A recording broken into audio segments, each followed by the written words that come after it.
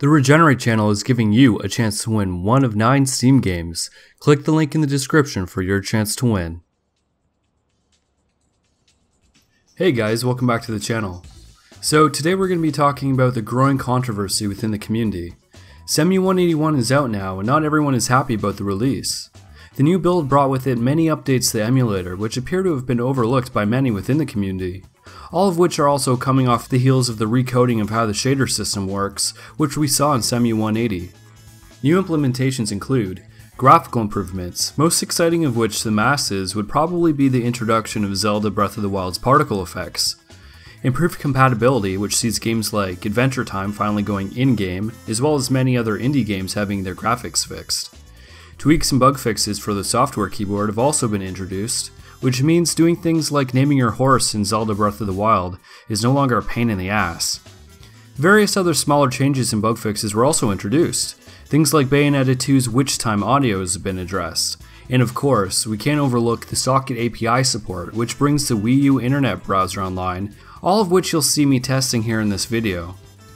Yet if you spend any time on the Cemu subreddit, you can see that some people are up in arms going back and forth on how they feel about what appears to be a lack of progress on the current build. This isn't exactly new. There have always been people complaining about new releases, but Cemu 181 seems to have brought with it even more outcries than usual, sparking even more debate than what we've typically seen within the community.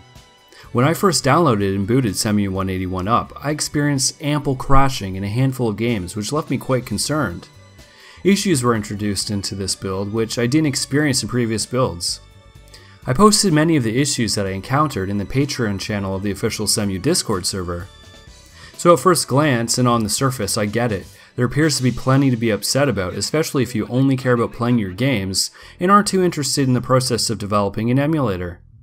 Breath of the Wild and Smash have been crashing on me much more compared to previous builds, while other titles were soft locking on me or not even booting, unless I changed to interpreter mode, which of course leaves games unplayable due to the drop in FPS.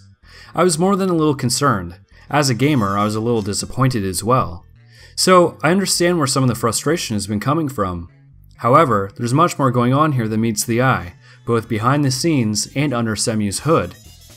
I won't spend too much time on this before going over the main concerns that have been voiced, but I think in order to better understand why many people are upset, we have to ask the question, where are we now with Cemu and how did we get here? If you've been following the Cemu project for some time, this may not be of interest to you, and you can feel free to jump ahead in the video to where Exzap answers some common questions and concerns of the Cemu community. Otherwise, please grab a drink, get comfy, and I'll catch you up so that you understand why some people are upset, and who a lot of these people are. I think that understanding the history of Team Cemu's project is important because it might help explain who these people are who are complaining about quote-unquote the lack of progress. For newcomers to Cemu or those unfamiliar, a short explanation absolutely includes The Legend of Zelda BotW. And as an aid, I'll be using Graphtreon as a visual timeline of Team Cemu's patron supporter numbers as well as their monthly earnings. Okay, so back at the beginning of 2017, we can actually see the end of what was a relatively consistent cycle of organic growth. And if we go back into 2016 to take a closer look into last year, we can see that with every Cemu Patreon cycle, there is a steady intake or growth of backers, and then when the build for that cycle was released, the numbers go back down a little before the cycle started again. This cycle was consistent and Team Cemu saw steady growth until about January 17, where the numbers dramatically jumped for the first time since people caught wind of their project on Patreon. This is the exact time that Nintendo had their Nintendo Switch presentation, where they shared not only the details of the upcoming Nintendo Switch console, but also details of The Legend of Zelda BotW. So this was just a very small sign of things to come.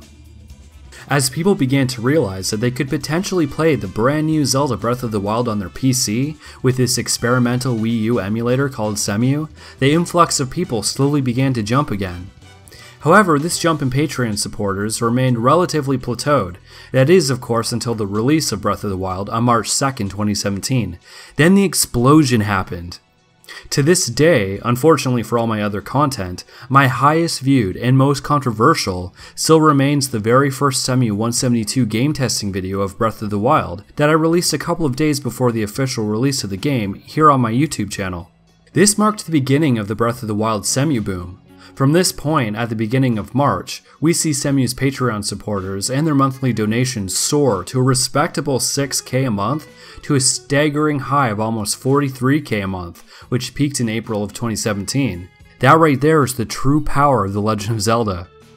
Team Cemu's Patreon support has since declined substantially to where it is now, and the project is sitting at a little under 27K a month. This decline in financial support is a result of many backers leaving once Zelda was able to not only go in-game and run, as was the case with Cemu 173, but become much more playable with the aids of things like the fence skip and Raj Costco's Cemu hook with Cemu 174 onwards. Okay, so why bring all this Patreon supporter stuff up? The point is that Team Cemu saw huge swaths of people back them on Patreon solely because of the hype of The Legend of Zelda Breath of the Wild. So let's be real and honest here. Cemu isn't a brand new emulator. It's been in development for a while now. Most of the newcomers were people concerned with only one thing really, playing Zelda. At best, maybe Zelda and a couple of other games. And that equated to a huge Patreon backing for Team Cemu, so it wasn't all that bad. However, most of the backers were not so much concerned with Team Cemu's overall goal, which of course remains to accurately emulate the Nintendo Wii U console. Like I said in my very first Zelda Breath of the Wild Cemu 172 testing video, this would be the title by which Team Cemu is measured and judged by. And when the new majority of your community is mostly concerned about playing one game, Zelda, instead of being passionate about emulation in general, or more specifically about backing an experimental project that aims to develop accurate emulation of the Wii U console, well, perhaps the measuring and the judging by many of these people isn't going to be the most accurate either. The demands for Zelda-specific bugs to be prioritized over more fundamental and systemic issues with Cemu show that what we're seeing as a backlash against the devs right now is fundamentally a misunderstanding of how Exzap and Peter Gov prioritize their workflow to satisfy their own goal of accurately emulating the Wii U.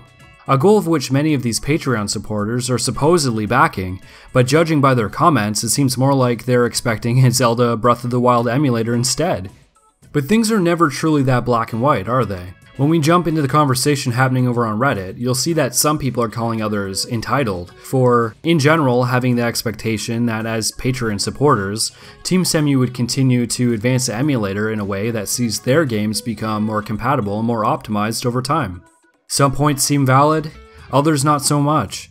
Some call for Team Cemu to go open source in hopes of speeding up development, some demand certain bugs to be fixed. And then there's always the money issue.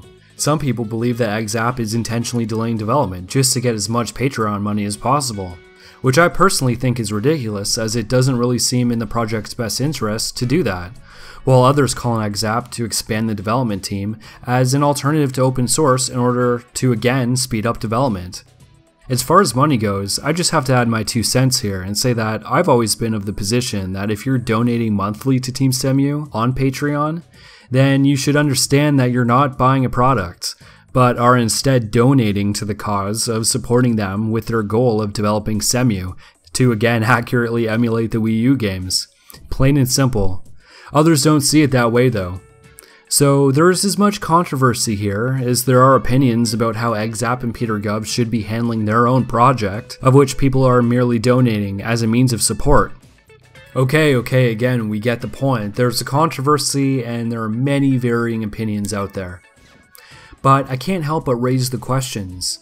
Are these expectations realistic considering how emulator development happens? Are they reasonable considering there are only 2 people developing on this team? Well, to gain some insight into the development process, I've reached out and went straight to the lead developer of the Cemu Project, the man himself, Exzap, with some of the most persistent of the community questions that continue to be asked, and of course he was more than happy to share his position and perspectives with me on many of them. So right out of the gate, I hit him with a question that we've all had on our minds after booting up Cemu 181 for the first time.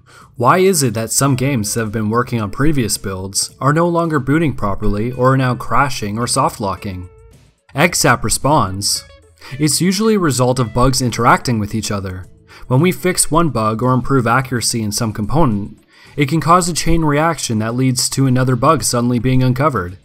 I think a core difference between how we look at it and how users see it is that we generally think more long-term, and we will always prioritize the solution that will yield the most progress in the long term, even if it means that we need to sacrifice something, whereas users only care about what is currently available and/or announced. For us, breaking a game is always temporary. Users don't always see it that way.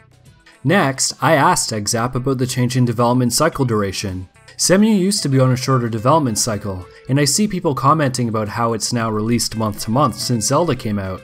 People seem upset by this. Is there any specific reasoning behind this change? Exzap responded by saying that it's just a coincidence. There will be shorter release cycles in the future, just like there will be longer ones as well. What we usually do is work on a release until we're satisfied with the changes. Then we pinpoint a release date and keep polishing and fixing bugs up to the release. Can you describe your development process with PeterGov?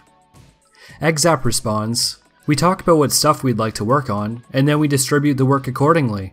That's all there is to it. So then I asked, how do you two prioritize what bugs to tackle or new features to work on implementing from build to build? Exzap says, we decide based on a few factors. Technical feasibility, for example, does it make sense to implement it now? Does it rely on something else that needs to be done first? Do we even have a solution yet, or is it still being researched? Time investment, shorter is always better, Exzap says, but sometimes big sub-projects need to be prioritized, like the shader rewrite from 1.8.0.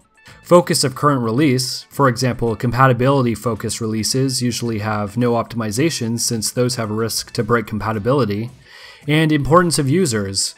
Things that get requested frequently get a priority boost if possible. In summary, what drives our decisions is mainly based on technical details. Popularity rarely matters. If it were the other way around, we would be stuck in a hole, because sometimes we need to navigate a problem from a different side instead of approaching it directly, which is probably why users are confused by our priorities. For example, we're unable to figure out why Monster Hunter 3 Ultimate, a frequently requested game, doesn't boot. But we can attempt to get other games to boot, and in the process, there is a high chance we will stumble upon the solution for the MH3U problem as well. No bug ever occurs in just one game. If you want more examples of why this way of approaching problems from a different angle is so important, we couldn't fix audio in Star Fox Zero due to its complexity, but we were able to isolate an issue in Scribblenauts Unlimited that turned out to be the root cause for the audio problems in both games. We were unable to get Super Mario 3D World to boot until we fixed a bug in Darksiders 2. We used Pokken Tournament to debug the texture problems that many games had like Tekken. Behind all those broken graphics and black screens, Pokken also had the corrupted texture bug. And there are thousands of such anecdotes. I believe they prove that there isn't always a logical and obvious connection between what we do and what users want.